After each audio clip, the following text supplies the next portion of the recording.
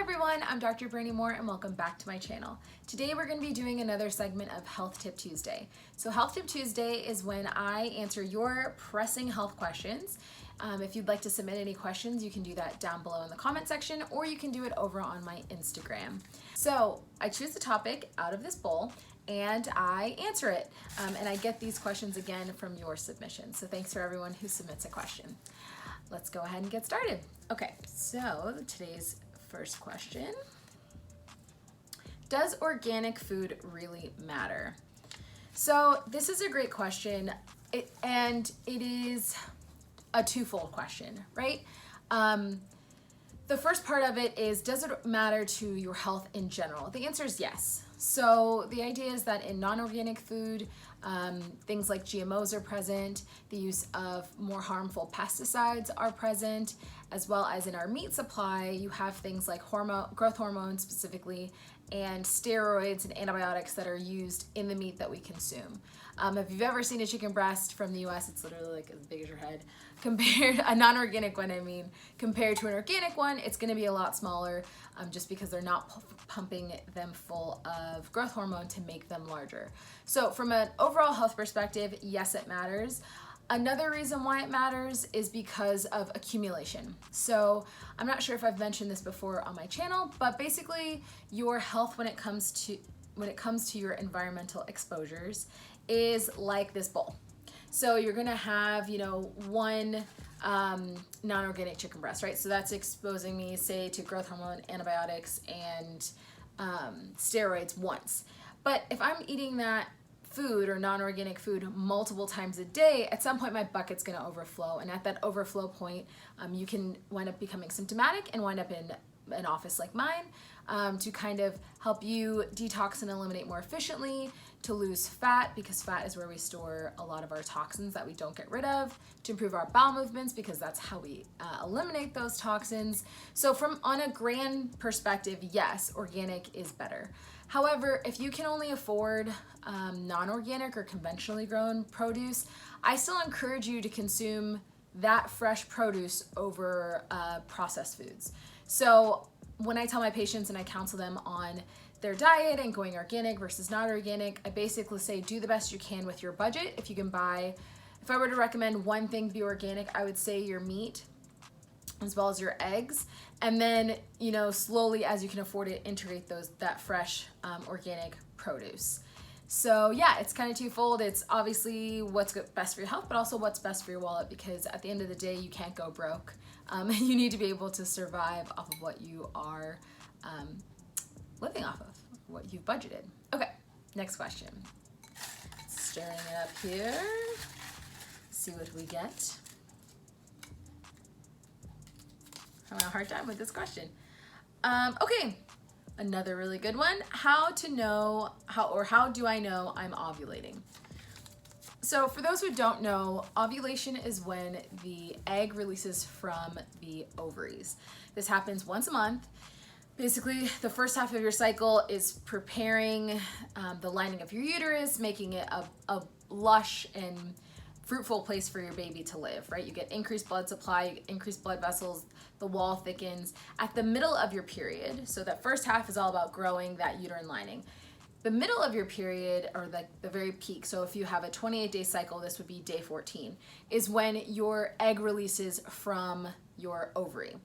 When that egg releases, it needs to be met by sperm in order to fertilize it, and then that fertilized egg goes and buries or implants into your uterine lining to grow a baby.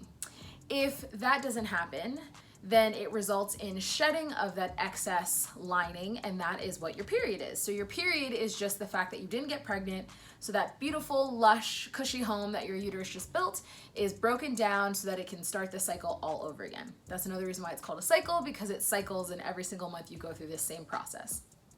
So if you're trying to get pregnant, or even trying to avoid or trying to know if your cycle is normal, I encourage everyone to track their cycle. This can give us a lot of information. As a clinician, it gives me a lot of information when my patient walks in and they're telling me either about their mood or their energy or their weight gains. to know if they have a regular cycle helps me know if we need to go down that path of your hormones are imbalanced and now we need to balance them, or at least we need to order testing to see where you're lying.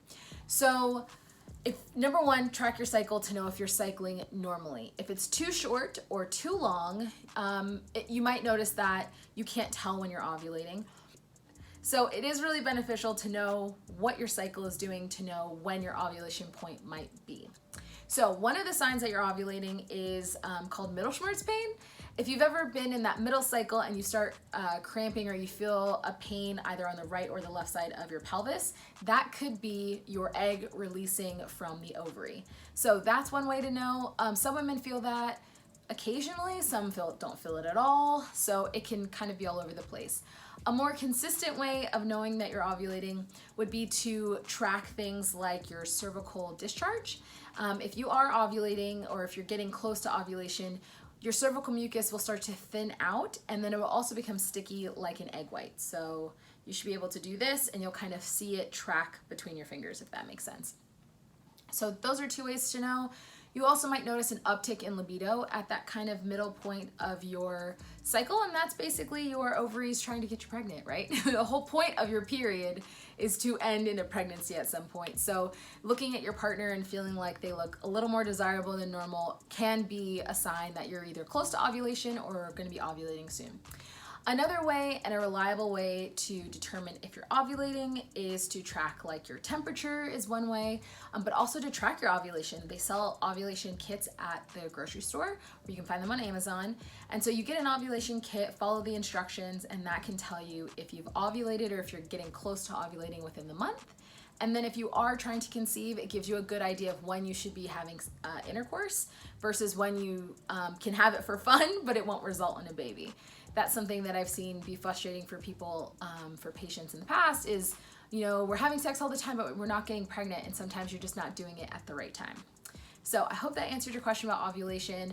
I hope to talk about tracking your cycle in a future video, but if you have any other questions, let me know. Okay, our third and final question. What is the best diet?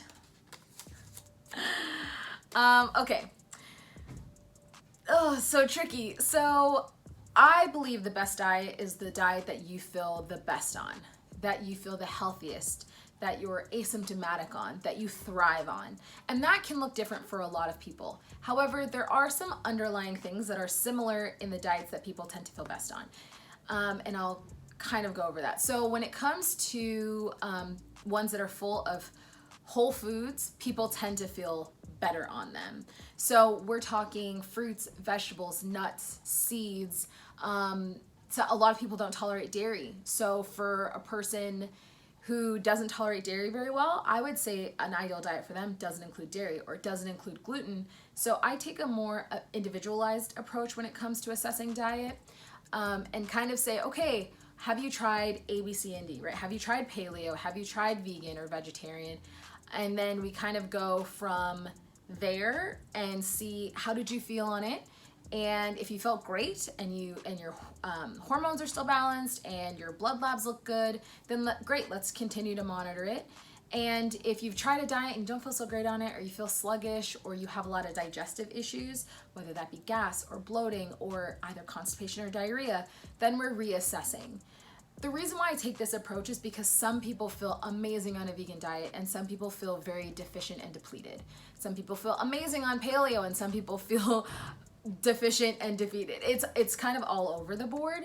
So in order to counsel my patients and have them have the most success with whatever it is, we kind of assess what you're wanting to do, how that's affecting your health, and how it's affecting your mood, your energy, all that kind of stuff.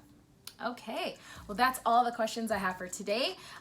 If you have a question, don't forget to submit it down below or leave me a comment. I would love to continue this conversation in the comment section. You can also follow me over on Instagram, and please like the video if you liked it and subscribe because it really supports my channel, and I will see you next week.